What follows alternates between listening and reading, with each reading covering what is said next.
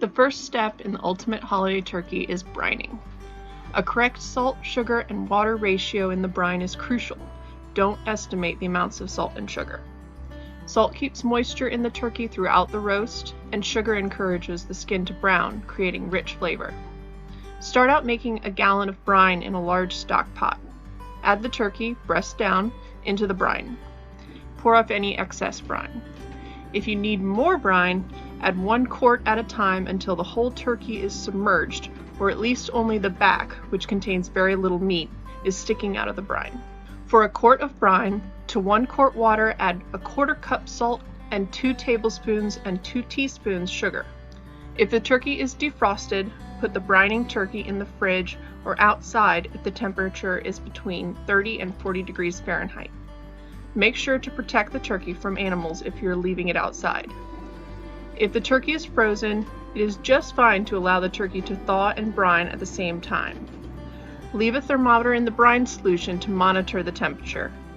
Start the thaw and brine at room temperature, but once the brine water gets above 45 degrees, put it in the fridge or outside, again if the temperature is between 30 and 40.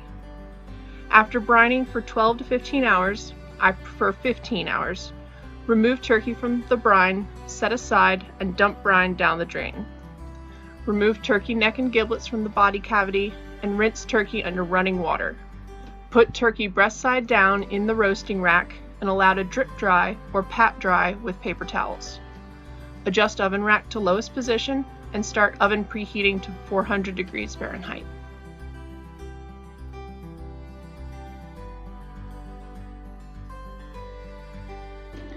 Vegetables stuffed in the body cavity and scattered in the roast pan will add a mild flavor undertone as the turkey cooks. These veggies won't be eaten, but cooked for a long time, so they should be chopped to a size that will withstand the cook time.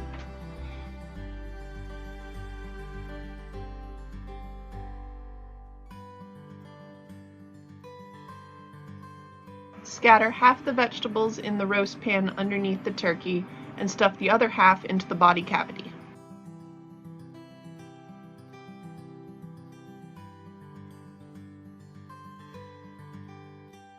Add 1 cup of water to the roasting pan.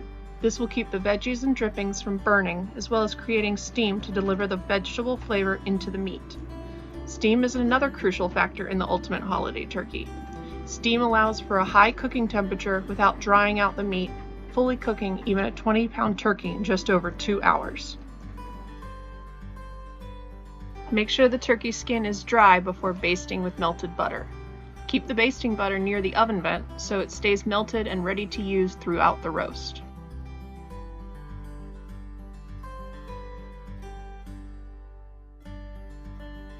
Roast the turkey at 400 for 45 minutes, breast side down, after which the turkey will roast for 20 minutes on each wing side, then finish breast up until fully cooked.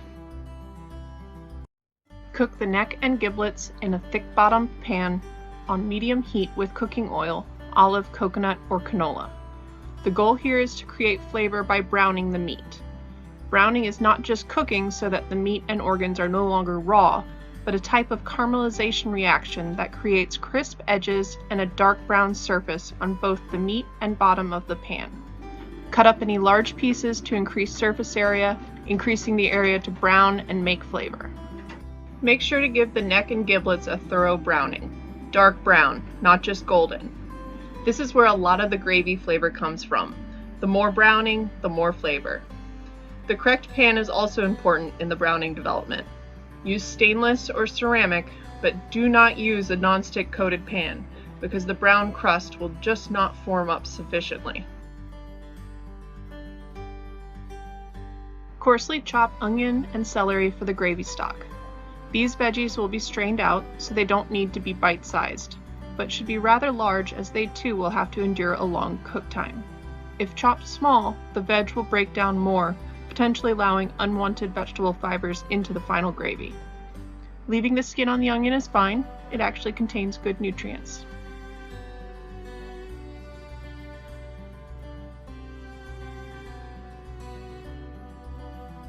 Stir often to prevent burning and to monitor the cooking process.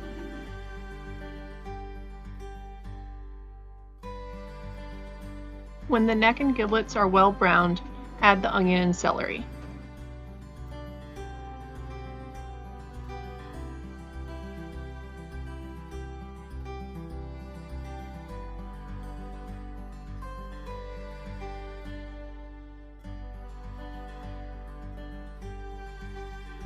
If the pan gets too hot, if browning gets too close to burning as it does here, remove the pan from the heat and add a little water to cool it down.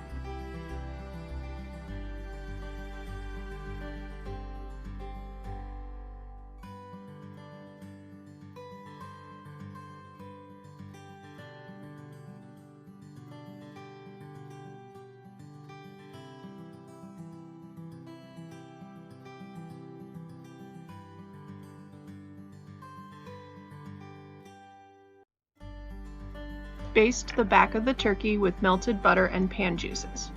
This basting step not only keeps moisture in the meat, but will also help prevent the skin from sticking to the rack after we rotate the bird for its next round in the oven.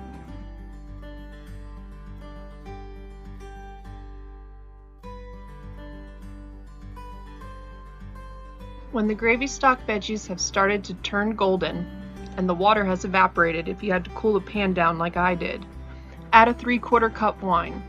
Scrape the bottom of the pan to remove all the browned bits.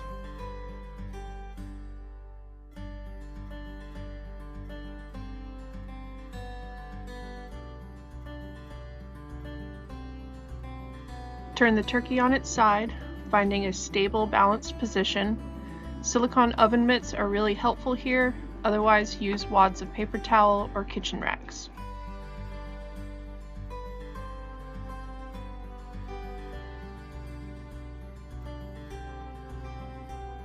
In this recipe, the rule to basting is every time the turkey comes out of the oven, baste the top side, rotate, then baste the new top side.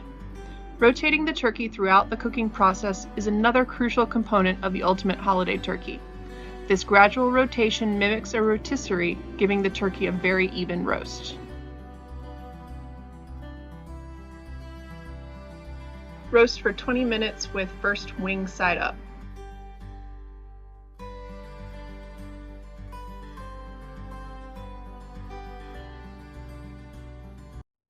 Let the wine simmer until reduced by half. Then add 6 cups of any combination low-sodium chicken stock, low-sodium vegetable stock, and water. Make sure to only use low-sodium stocks. The salt content of the gravy will get high enough as is because the neck and giblets were brined, and later turkey drippings, also containing plenty of salt, will be added to the gravy. Adding stock as part of your liquid for the gravy creates the ultimate flavor. You can even add all stock. But using all water will work also. You've already created lots of flavor by browning the giblets and veggies. Here I use 4 cups stock and 2 cups water. Stir periodically to make sure all browned bits stay off the bottom.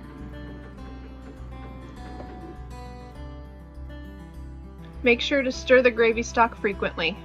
Stirring releases any buildup on the pan bottom, allowing that flavor to dissolve into the stock rather than just build up and burn. So far in the stock, a lot of rich, meaty, mildly sweet, and pleasantly bitter flavors have been built up, but now we need to balance those out. The tomatoes provide some bright acidity and the herbs an aromatic profile. An easy way to monitor the reduction is to put your stirring utensil into the stock vertically and note the level of the stock on your utensil. Then find the halfway point between your noted spot and the tip of the utensil. This will be your goal level. When the stock reaches this point, you know it's been reduced by half. Add tomatoes and herbs to the gravy stock. Simmer until the stock is reduced by half, going from about 7 cups to 3.5 cups. Start out keeping the lid on the stock to give it some simmer time, at least 20 minutes. Then crack the lid to help it reduce more quickly, but still expect the goal level reduction to take about 45 minutes to achieve. After 20 minutes, remove the turkey from the oven.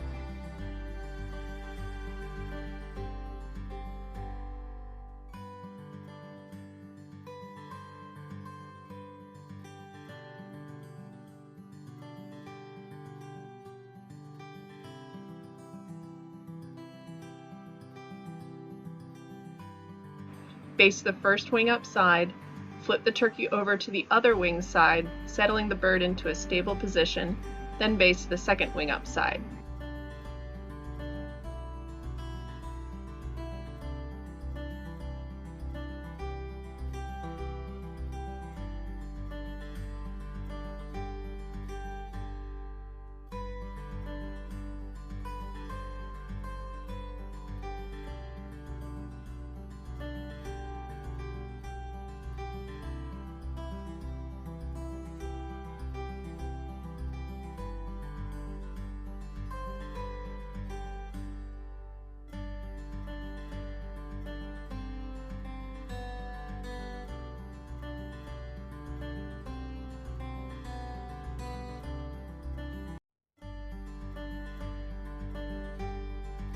Cooking the gravy stock is a balance of simmering the meat, vegetables, and herbs together to extract flavor and boiling off the liquid to condense that flavor. Giving the stock some time to simmer with the lid on and then cracking the lid will help achieve this balance.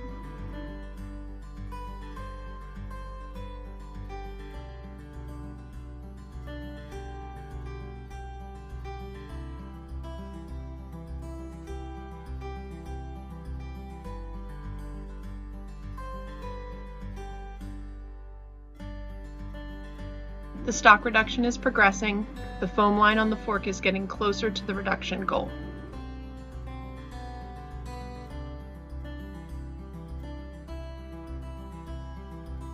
The liver will be especially tender by now.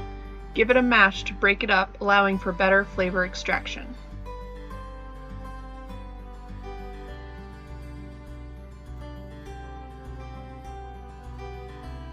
Don't worry about the gravy tasting like liver sauce, because while liver does have a strong taste, it will be balanced out by the other ingredients in the stock and provides an important flavor backbone.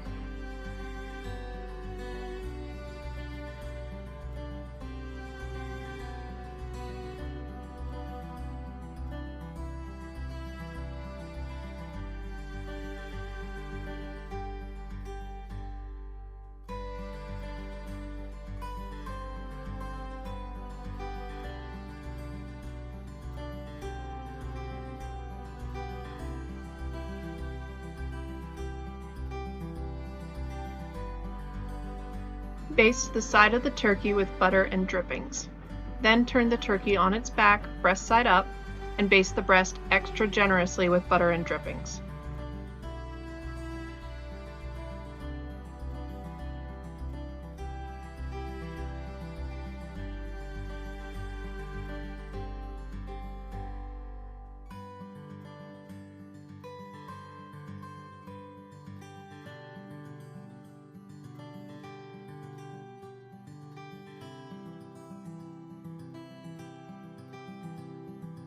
Put back in the oven for 30 to 45 minutes, depending on the size of the turkey.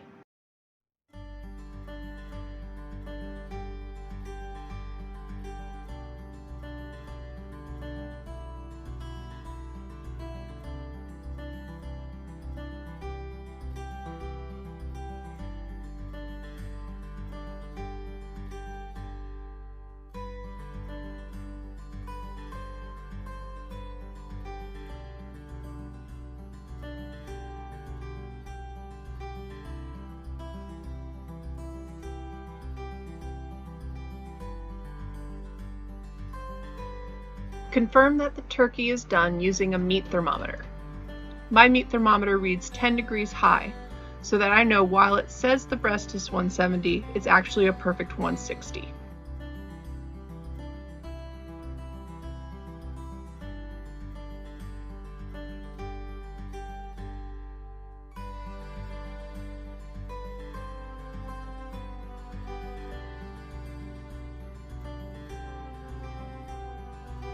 The stock has reduced down to the goal level on the utensil. Replace lid and remove from heat.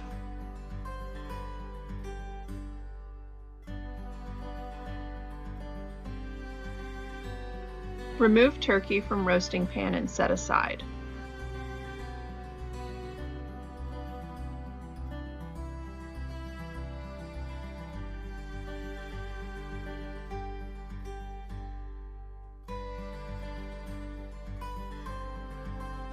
Pour off roast liquid and skim off most of the oil.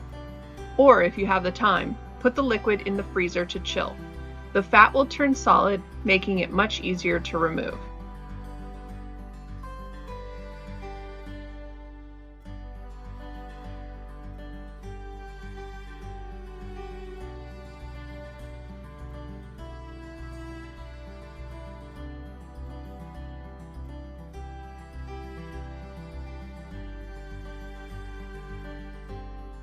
Pour gravy stock and skimmed roast liquid back into the roasting pan. Scrape the bottom of the roasting pan to release all the good flavor that's developed throughout the roast.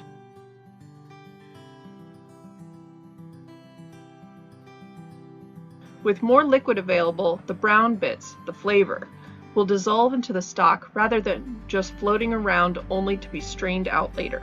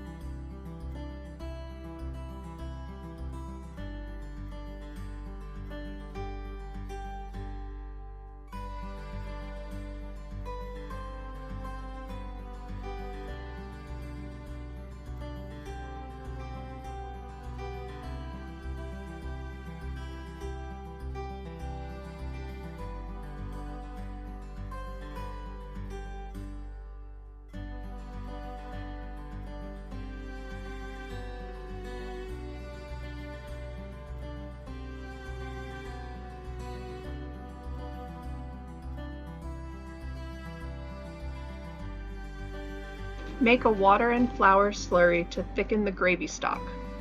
Add the flour little by little to the water, thoroughly whisking before adding more.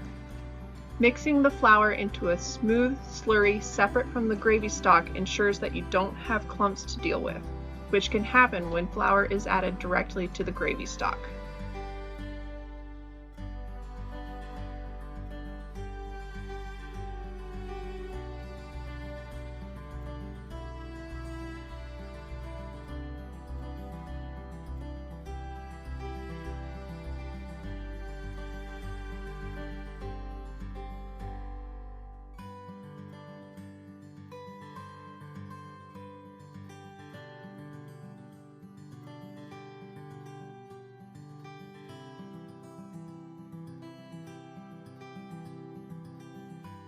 Make sure that the stock is warm but not hot before adding the slurry. After all the straining and scraping, the stock should have plenty of time to cool off a bit, but be aware that it may still need a little more time to do so. If the stock is too hot, adding the slurry will only make dumplings instead of incorporating into gravy.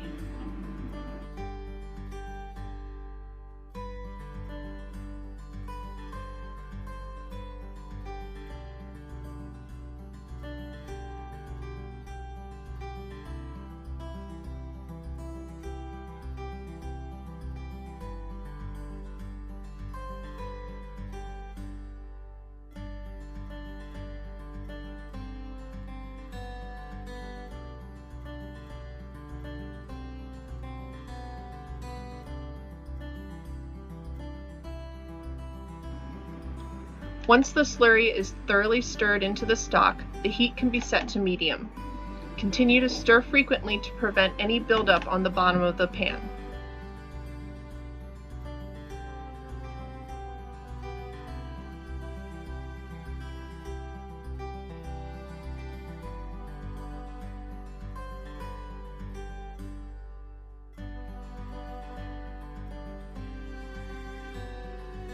Stir constantly to avoid clumps building up on the bottom of the pan.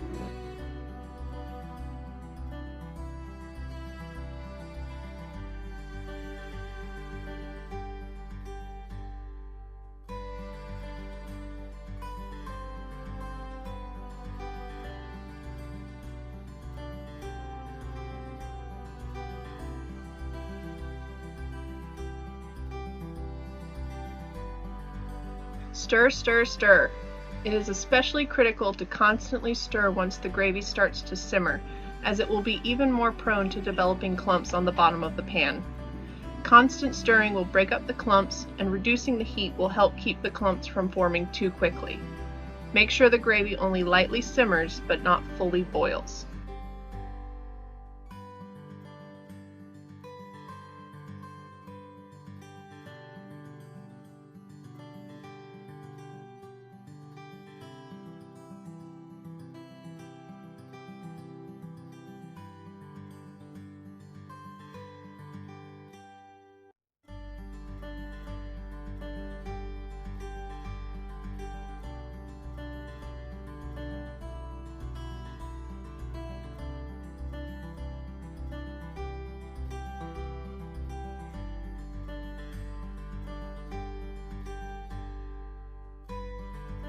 Once the gravy remains coated on your stirring utensil, you know the gravy is done.